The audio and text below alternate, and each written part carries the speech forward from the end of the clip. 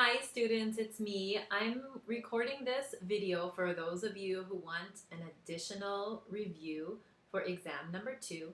And I am actually just going to go over a version of the PowerPoint presentation that I gave in class on Tuesday so that you can hear me explaining it again. Remember, if you have any questions, please send me an email. Okay, so here we go with the presentation.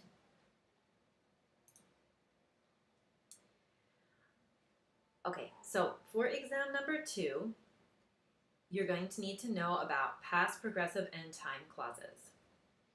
The meaning of the simple past we can express in our little chart here. And in this chart, the middle axis of the chart indicates right now, and to the left is the past, and to the right is the future. We use the simple past to talk about an activity or situation that began and ended at a particular time in the past, represented by the little X right there. To form the simple past, we add ed to regular verbs. Irregular verbs, on the other hand, we just have to memorize them. And I want you to know that I will be avoiding all irregular verbs on the test except for was and were.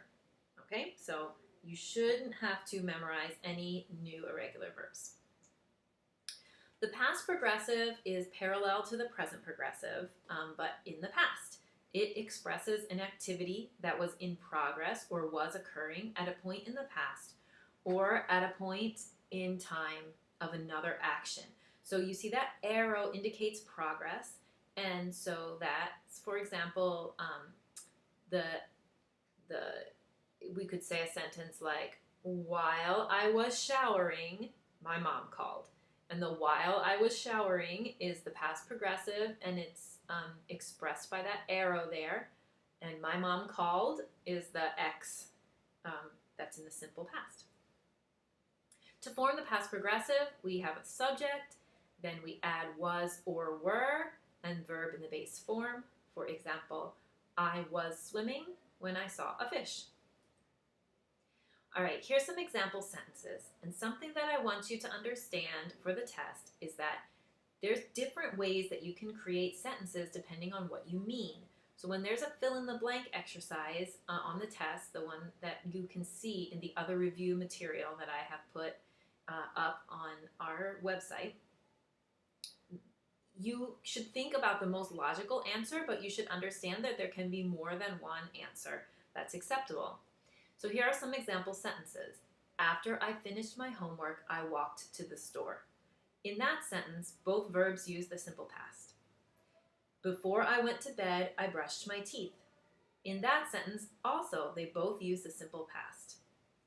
While I was watching TV, you called. So there we have, in the first clause, we have was watching, which is the past progressive, and then we have the simple past. So that indicates that the watching TV was going on, it was in process when the phone call happened. And similarly, we have when the phone rang, I was taking a shower. Same thing, that taking a shower was the action in progress when the phone rang. So you'll have some sentences like this on the test with both the verbs missing, where you'll need to fill in the blank with something that makes sense and is formed correctly. There's also going to be a section on the test with this graphic where you're going to have to write 3 sentences explaining the information that is presented in the graph. This is like what you did when you did your presentations. Remember that when we present data, we use the past tense. So there's our little graph, and I made you some possible sentences, although there are many, many, many other possible sentences that you could come up with. So for example, 20 people said that they liked fast food. 5 people said that they did not like fast food. And you could even make it super simple. 18 people cook at home. You could say 20 people liked fast food. 5 people did not like fast food. Okay, there's lots of different things. You can make them super simple, but the verb needs to be correct in the past tense. And you're going to use simple past for these. Remember that you need to study phrasal verbs, and there's a whole lesson in the online portal about phrasal verbs. We have Group B, Group C, and Group D. My advice for those is to look through the words and definitions and examples.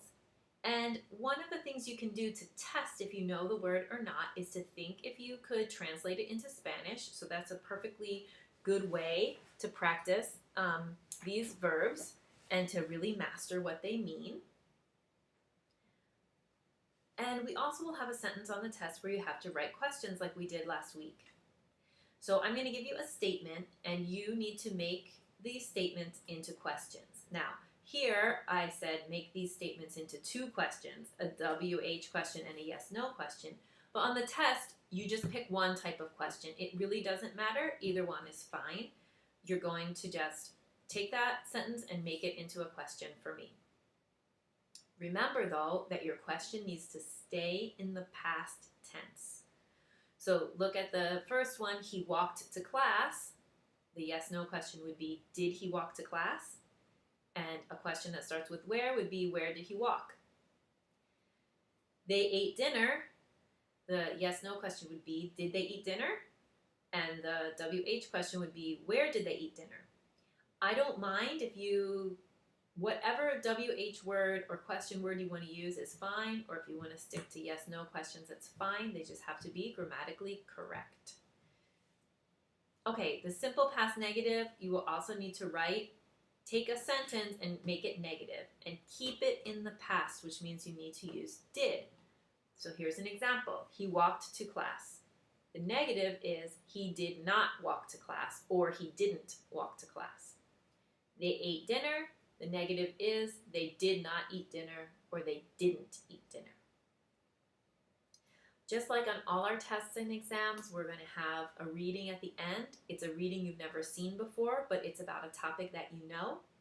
And we're going to have multiple choice questions about the main idea and also true-false questions.